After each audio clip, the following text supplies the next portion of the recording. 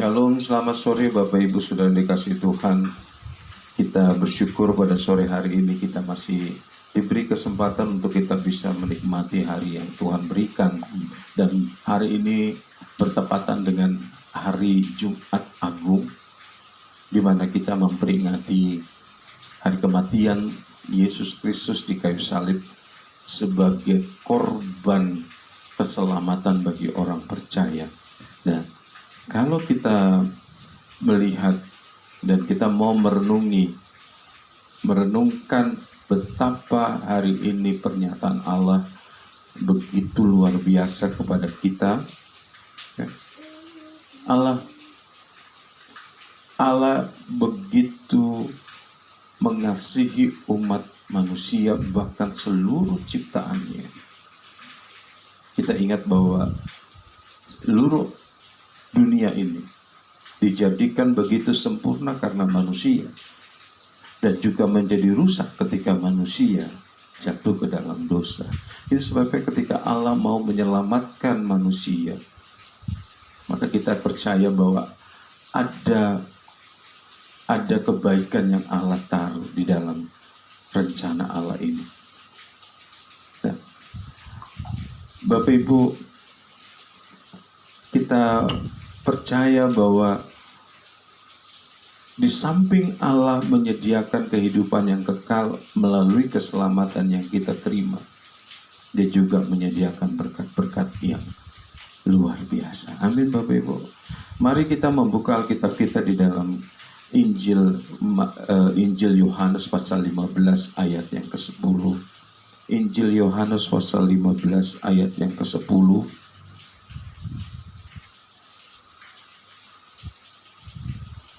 Jikalau kamu menuruti perintahku, maka kamu akan tinggal di dalam kasihku, seperti aku menuruti perintah Bapakku dan tinggal di dalam kasihnya. Saya ulangi.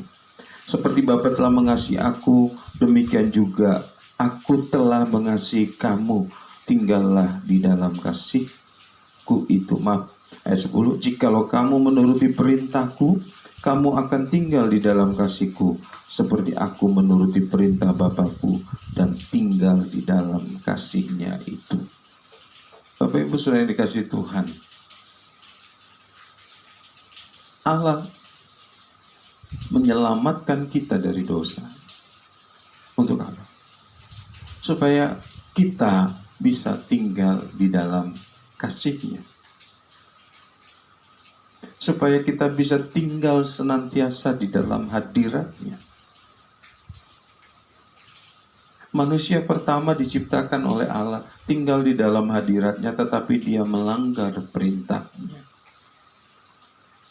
Itu sebabnya Alkitab mengatakan kalau Adam pertama gagal, maka Adam yang kedua dia pasti berhasil. Siapa itu? Yesus Kristus. Bahwa Yesus mengasihi Allah, mengasihi Bapaknya. Itu sebabnya dia mau mengajarkan kita.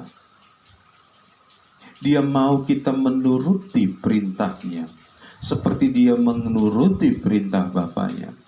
Kenapa? Karena dia mengasihi Bapaknya. Dan kita juga harus mengasihi Bapa, supaya kita tetap tinggal di dalam kasihnya. Allah merancang keselamatan bagi manusia dan menjadikan Tuhan Yesus menjadi teladan, dan menjadikan dia juga menjadi sulung bagi kita sebagai saudara-saudara. Roma 8 ayat 29 katakan bahwa dia, Yesus, dijadikan yang sulung bagi banyak saudara. Itu sebabnya Tuhan Yesus mengatakan, ayo turuti perintahku supaya tinggal di dalam kasihku, sama seperti aku menuruti perintah Bapakku. Jadi kalau ada orang bertanya bagaimana kita harus menuruti perintah Tuhan, maka kita harus berkaca kepada Tuhan Yesus, meniru kepada Tuhan Yesus. Bagaimana dia menuruti Bapaknya, begitulah kita harus menuruti perintahnya. sehingga kita layak disebut sebagai anak-anak Allah.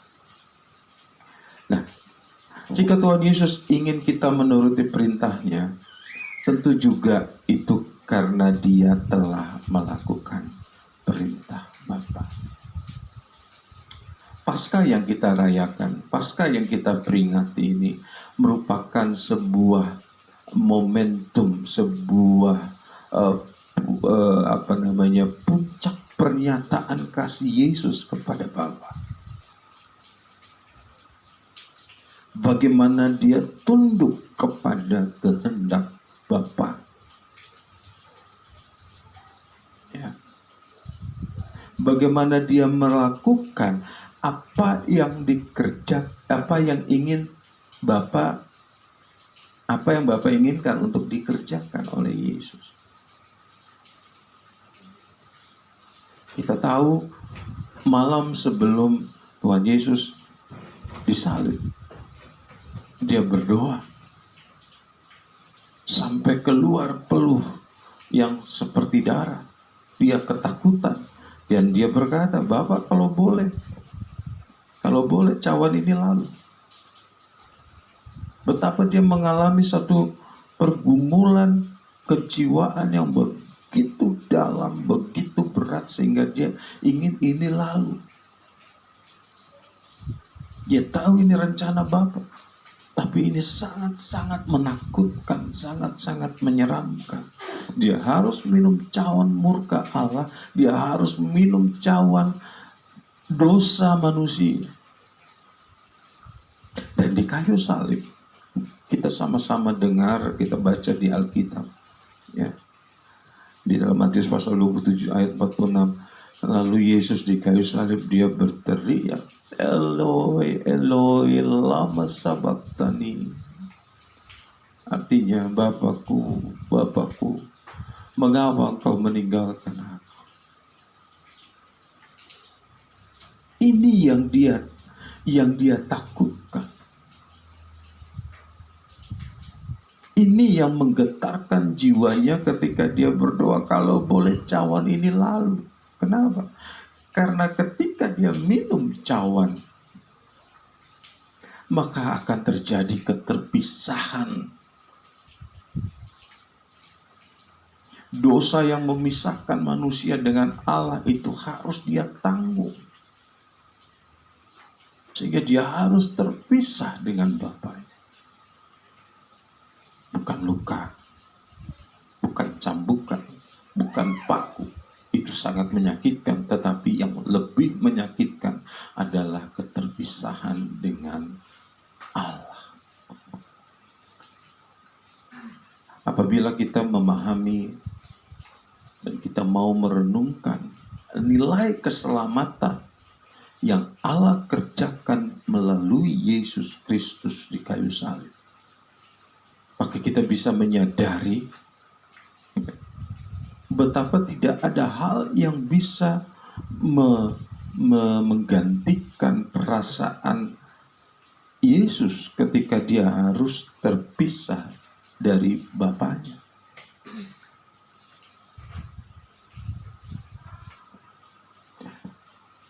Jarak antara Getsemani dengan Golgota cukup waktunya untuk Dia berkata, aku mundur saja. Aku tidak mau diteruskan. Ya. Bahkan ketika muridnya datang, Yudas mencium pipinya, Dia masih bisa lari. Ketika Petrus menghunuskan pedangnya, Dia masih bisa lari. Tetapi kita tahu bahwa Yesus, Dia mengosongkan dirinya. Dia mengosongkan egonya. Dia meniadakan egonya demi kehendak Bapa yang dikasihinya.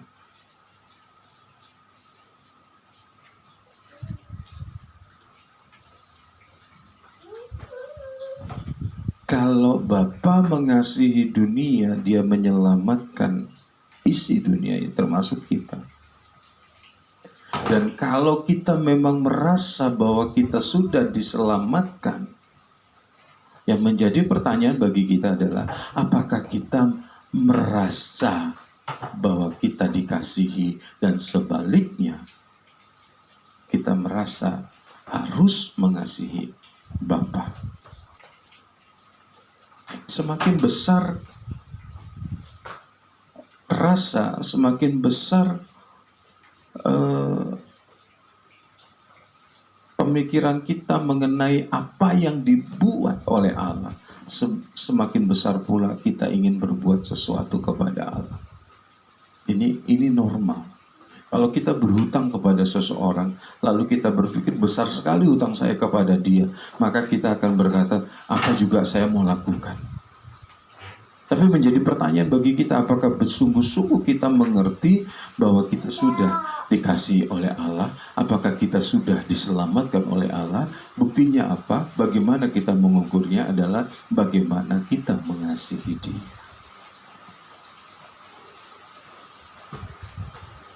Bagaimana kita mau tinggal di dalam kasih-Nya. Tuhan Yesus katakan,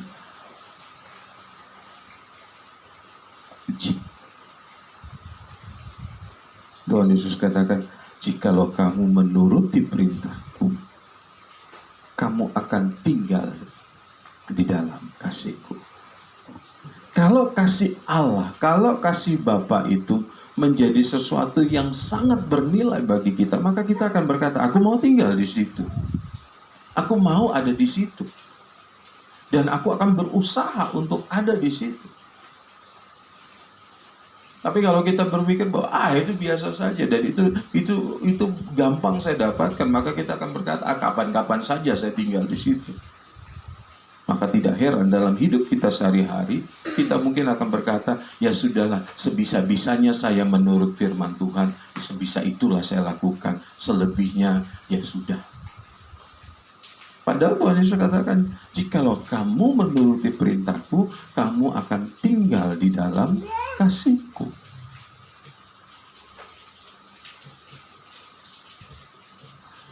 Bapak Ibu Saudara yang dikasihi Tuhan, kita setiap tahun, bahkan setiap bulan kita memperingati kematian Tuhan.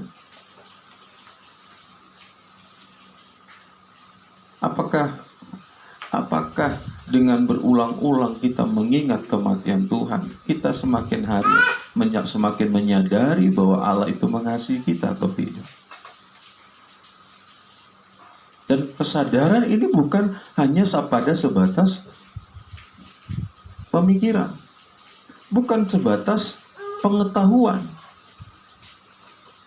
Ini harus meresap masuk ke dalam perasaan emosi kita.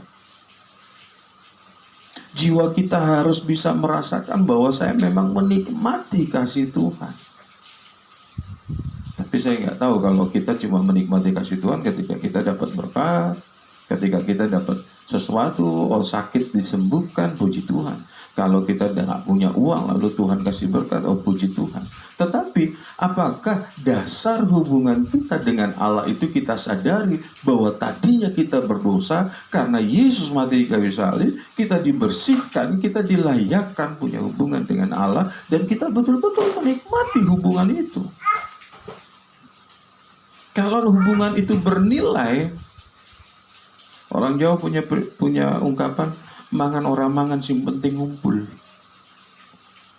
Ya. Jadi bukan masalah apa yang dimakan, tetapi kumpulnya. Nilai keberadaan orang lain itu kepada kita itu lebih penting daripada makanannya. Bisa nggak kita berkata kepada Tuhan, makan orang makan sing penting ngumpul? Jangan-jangan kita berkata kepada Tuhan, Tuhan, kumpul nggak ngumpul, yang penting kau berkati saya. Sehingga kita tidak berusaha menjalin hubungan kita yang semakin hari kita harus semakin intim dengan Dia, sehingga kita setiap hari ada di dalam kasih-Nya. Bagaimana kita mau tinggal diam di dalam kasih-Nya? Kita tidak mau melakukan perintah-Nya. Mari kita merenungkan kembali betapa berapa atau bagaimana nilai dari keselamatan yang Tuhan berikan kepada saudara dan saya. Ya. Hari-hari ini kita sedang dilanda oleh wabah COVID-19, Corona yang sudah merenggut banyak jiwa. Di negara kita sudah lebih dari 2.000 orang meninggal. Maaf, sudah 2.000 orang terjangkit dan lebih dari 200 orang yang meninggal. Nah, ketika kita mendengar ada tetangga kita terkena COVID atau meninggal begini-begini, kita semua ketakutan. Ya. Ada orang-orang yang sampai menolak jenazah korban COVID dimakamkan di daerahnya. Orang ketakutan. Tadi kita lihat di berita di Manado, jenazah COVID-19, jenazah korban COVID-19 terlantar, tidak ada yang kubur karena nggak ada yang berani. Tidak ada yang berani. Artinya apa? Kita takut mati, takut terjangkit, takut mati. Sehingga kita berupaya untuk menjaga diri kita, pintu-pintu jalan masuk kita ditutupin supaya jangan lewat ini orang yang bervirus. Ya.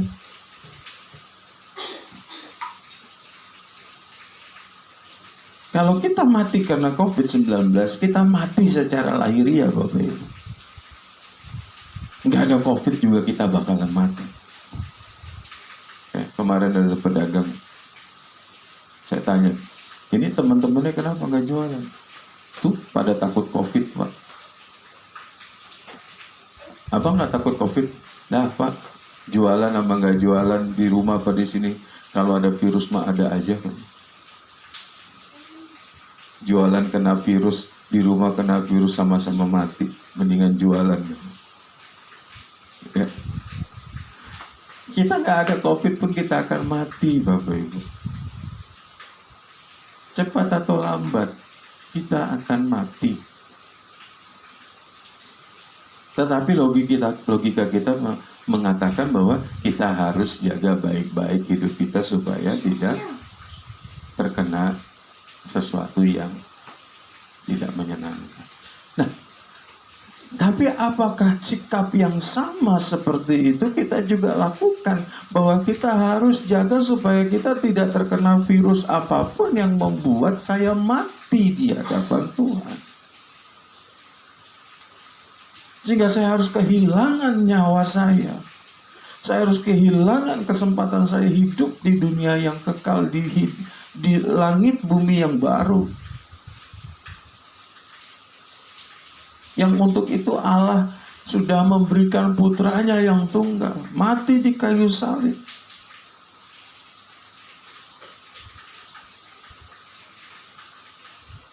Ya. Kalau dalam rangka menghindari dampak buruk dari COVID-19, kita diajarin cuci tangan, ya. Olahraga, berjemur, apapun itu. Orang sampai borong vitamin dan ini selain sebagainya, borong APD. Sore hari ini kita diingatkan kepada kematian Tuhan, dan kita harus jaga itu baik-baik. Bagaimana menuruti perintah Tuhan.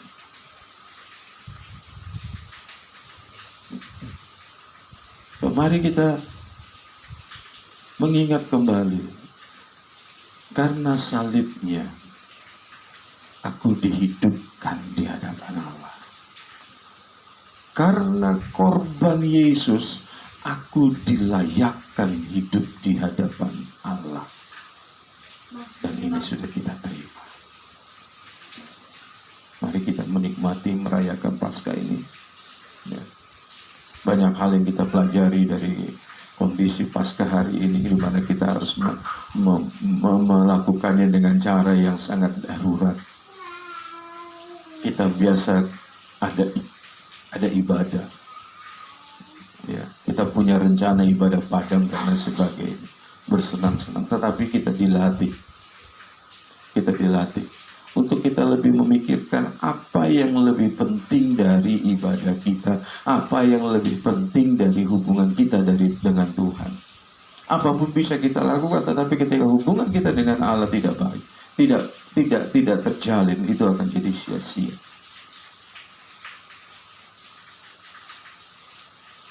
Kita harus memastikan bahwa kita tinggal di dalam kasih Tuhan.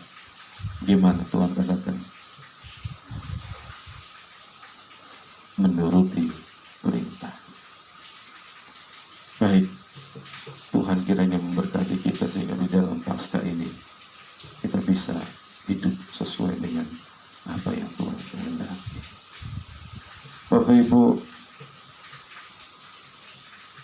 kita akan menikmati firman Tuhan, menikmati perjamuan kudus. Mari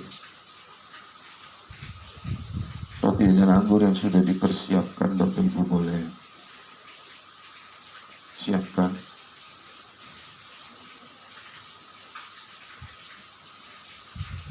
Sebelum kita makan dan minum roti dan anggur,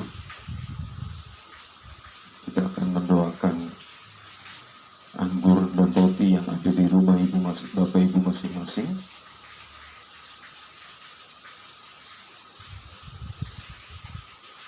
Kita akan berdoa untuk roti dan anggur. Bapa di dalam surga, di dalam nama Tuhan Yesus Kristus, kasih kemurahan Allah begitu besar bagi kami, sehingga kami boleh menikmati karya besar, karya agungmu, hingga kami semua dihapuskan dari segala dosa dan pelanggaran kami, dan kami dibenarkan di hadapan Tuhan. Bapak, kami mau menikmati roti dan anggur perjamuan. Mari Tuhan, setiap roti dan anggur yang sudah disiapkan, apapun yang menjadi penggantinya, baik di tempat ini maupun di rumah jemaat Tuhan, di rumah-rumah umat-Mu, mari Tuhan ulurkan tangan kasih-Mu, menjaga setiap roti dan anggur, menyucikan, menguduskan, menjadi alat bagi kami untuk bisa menikmati tubuh dan darah Tuhan. Tuhan memberkati seluruh umat-umat-Nya. Sucikan di dalam nama Tuhan Yesus Kristus, sehingga ini menjadi berkat bagi kehidupan kami. Di dalam nama Tuhan Yesus Kristus kami berdoa. Haleluya. Amin. Sama-sama kita nyanyikan, darahnya amat kuasa, sucikan dari dosa. Darahnya amat kuasa, sucikan dari dosa. Lepaskan semua susah, darahnya tebus saya, darahnya amat kuasa, sucikan dari dosa, lepaskan segala susah, darahnya tebus saya. Kita pegang roti di tangan kanan kita, angkat tinggi di atas kepala kita.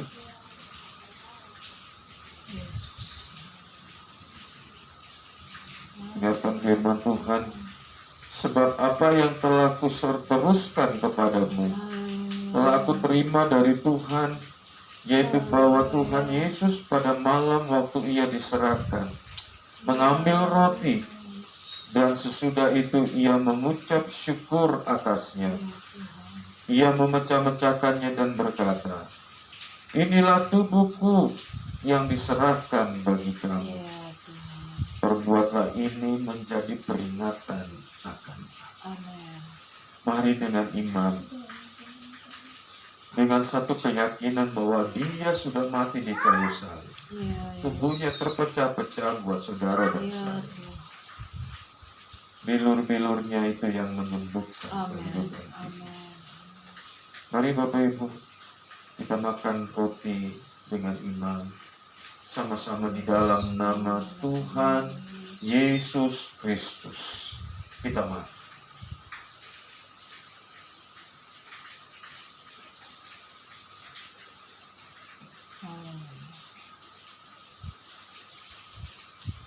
Haleluya. Cawan kita angkat di tangan kanan kita.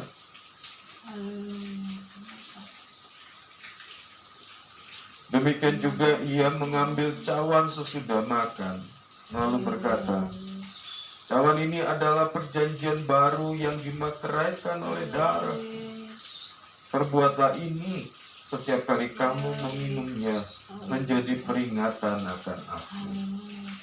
Sebab setiap kali kamu makan roti ini dan minum cawan ini, kamu memberitakan kematian Tuhan sampai ia datang." Mari sama-sama kita minum cawan ini dengan iman di dalam nama Tuhan Yesus Kristus. Haleluya.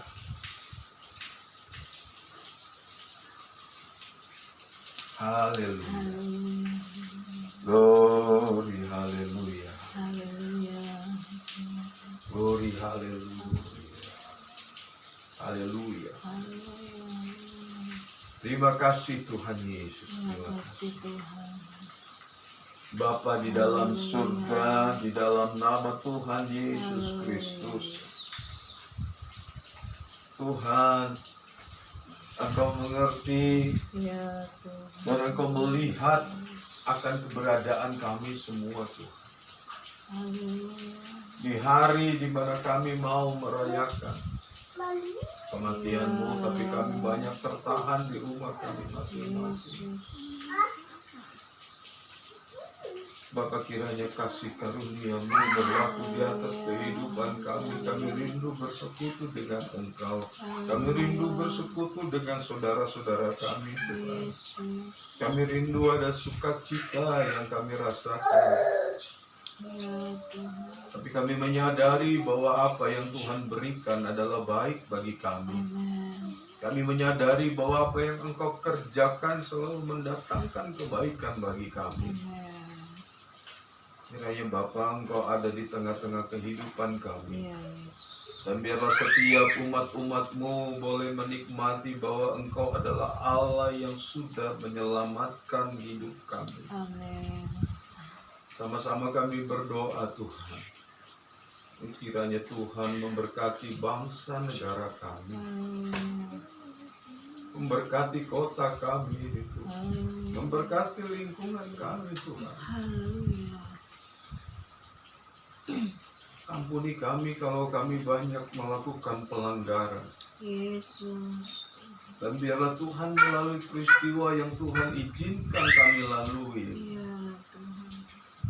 Bukan saja kami semakin mengasihi Engkau, tetapi kami juga mengerti kami harus bagaimana hidup yang benar di hadapan.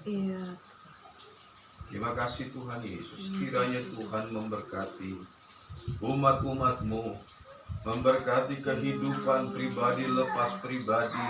Kiranya berkat-berkat-Mu tercurah di atas kehidupan anak-anak-Mu Tuhan. Sukacita, damai, sejahtera.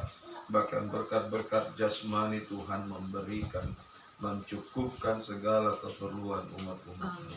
Sehingga tidak ada satupun dari umat-umat-Mu yang harus mengalami Tuhan kekurangan, kelaparan apapun itu, selama kami percaya kepada Engkau. Ya, Selama kami ada di dalam pemeliharaan-Mu, kami percaya Engkau yang mengasihi kami. Amin. Engkau yang akan menanggung segala kehidupan kami. Ya, Yesus.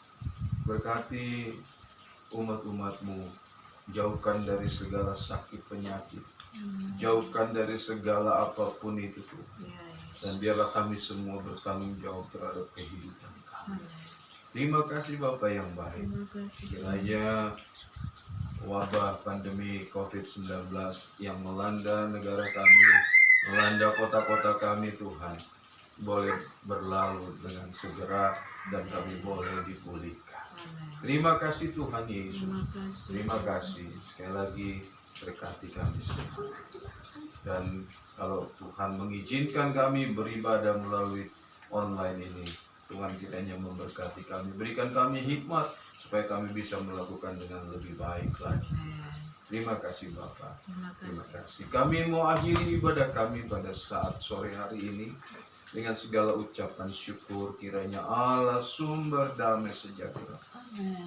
yang melampaui segala akal kepikiran kami, menguduskan baik roh, jiwa, tubuh kami terpelihara sempurna sampai Tuhan datang kedua kali. Terima kasih Bapak yang baik. Sekarang saudara-saudara yang dikasihi Tuhan, terimalah dan nikmatilah berkat Tuhan di tempatmu masing-masing. Berkat dari Allah Bapa, cinta kasih dari Tuhan Yesus Kristus, dan penyertaan Allah Roh Kudus menyertai engkau mulai dari saat sore hari ini sampai Maranatha Tuhan Yesus datang kembali. Semua kita yang diberkati Tuhan, kita katakan amin. Tuhan memberkati kita semua. Haleluya. Selesai. Udah, nanti.